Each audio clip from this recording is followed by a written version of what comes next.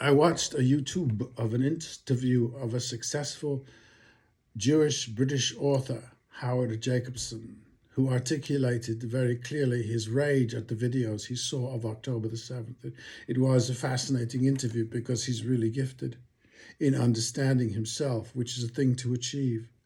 The rest of it, however, his questioners were cloying because they accept his understanding as a truth. They fed off it, a universal.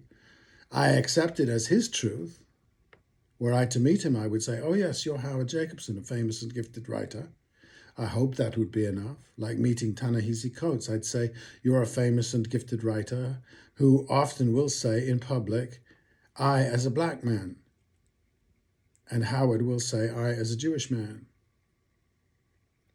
I am myself in these terms an Armenian British person, and if I asked them who I was, either of them, tell me who I am, they might say, naturally, you are an Armenian British person. And I'd say, yes, but I'm mostly a person. Your self-identification as Black American Jewish Brit is yours. Good for you. To me, you are a person. That you identify with Israel on October the 7th is as natural as Europeans identifying with the whites massacred by Crazy Horse or Nat Turner. The person in them doesn't see the oppression and genocide of the Lakota and the enslavement of Africans on the continent we call America as pretext. It's what people do, I guess. Why is that? I don't know how one gets out of it if one is born in it. It is easy for me because I was left alone on the God question, and without much help, it just doesn't stick. A little boy cannot be seduced into that kind of story. Even the prodigal and the bulrushes are a bit pathetic, very daddy-centered. I think probably monotheism grew out of agriculture. Perhaps naturally for a while there was a mother nature goddess, a sort of consort, but with the notion of property, a male god was coming round the damn corner. That is my conjecture because I don't see advancement in the notion of monotheism. The prodigal and his grumpy brother are really being coerced into behavior. That is what I felt when I had my brief exposure to scripture. There's no learning the world and living in common sense with it. There's only ritual and law and obedience. The monotheisms hate the world. It is full of sex, etc. At this moment, and probably forever, this kind of identity only allows one side of the story. I know most people identify this way. I am of this group. It may be a natural reaction to oppression, but the myth often precedes the oppression. The monotheisms are by design intolerant. Disrespect and intolerance of others will get you a kick in the teeth. I leave it to them to decide if this is the best way to be. It must have some pros, though for the life of me I cannot see them. It says, my reality is not the same as yours. If I think we are all multiply made and very variable, but this is not that manifestation. This is choice to belong to one group and not to another. I remember Ruth Weiss saying the film of Fiddler on the Roof ruined the story in the novel and betrayed Judaism because Tevye forgives his daughter for marrying a Catholic Pole. I honestly first flushed with admiration. Absolutely, you go, Ruth. That's, the plucky little tribe sticking to it. Then as quickly I thought, but then don't complain about persecution, dear. Unless, of course, you have your own state, like the Puritans. The own state idea is running into all kinds of problems all over. These structures just do not serve the person.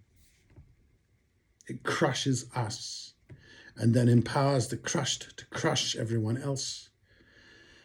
Others who might be free of the pathologies that bind supremacists, who the structures do serve. You do you, and I am happy for you, but I don't respect it. There might have been a time, there wasn't, but historians insist that tribalism and then monotheism were necessary.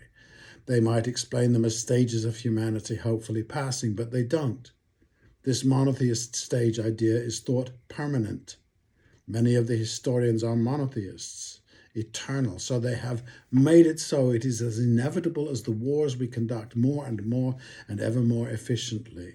There is another option. I'm a person.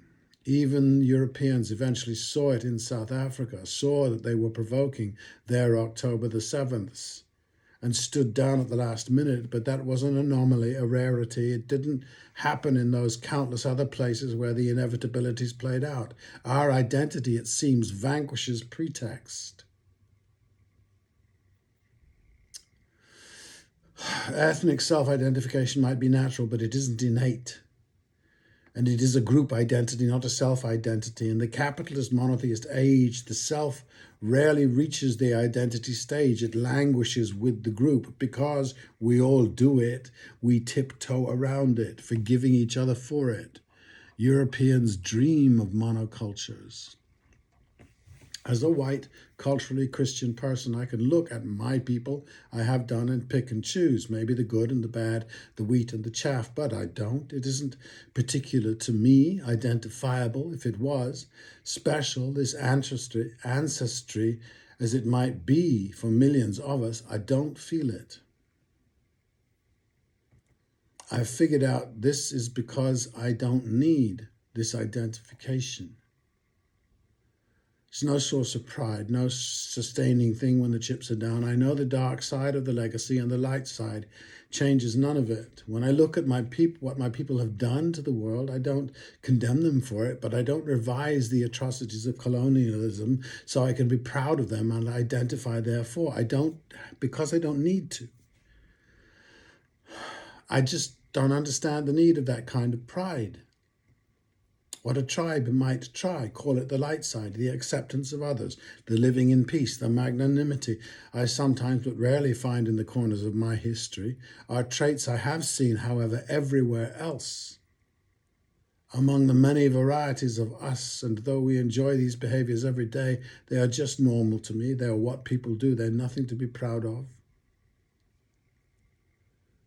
Oh, and we are not free. As long as hate bubbles in us, we are not free. Like the Robert Bly story, if you cannot make the simplest claim to selfhood, you will operate in grievance, and that's not freedom. The stresses between the self and the community should be admitted and faced head on like any shadow. But we have no rituals of this confrontation. We all go home for some Thanksgiving somewhere and regress. And I am aware that this is easy for me to say, to choose, and that is very true. There's no Holocaust in my... Oh, but there is, isn't there? Here I have truly sinned. I don't identify with the Armenian genocide. It seems important to ask, since I've come this far into sacrilege, whether the type of persecution that tribes of the Americas seem to have provoked in the varied Christians who claimed their land can be said to have been caused by them, provoked by them. Their crime of nakedness, for instance, of paganism, a crime to conquistadors and Puritans, but so what? How much the identity of the tribes was stiffened or given body by the sense of victimhood, I don't know. They seemed pretty strong and stiff before. It'd be useful to listen, to understand, but we don't do that. Mr. Jacobson would answer my question, and a man who self-identified as Irish told me I had an Armenian identity in my Armenian heritage of genocide. Had I been Orthodox in Yerevan, perhaps the genocide would dominate my life, give me grist and grit. Maybe one comes only with the other. I'd have to ask Mr. Jacobson.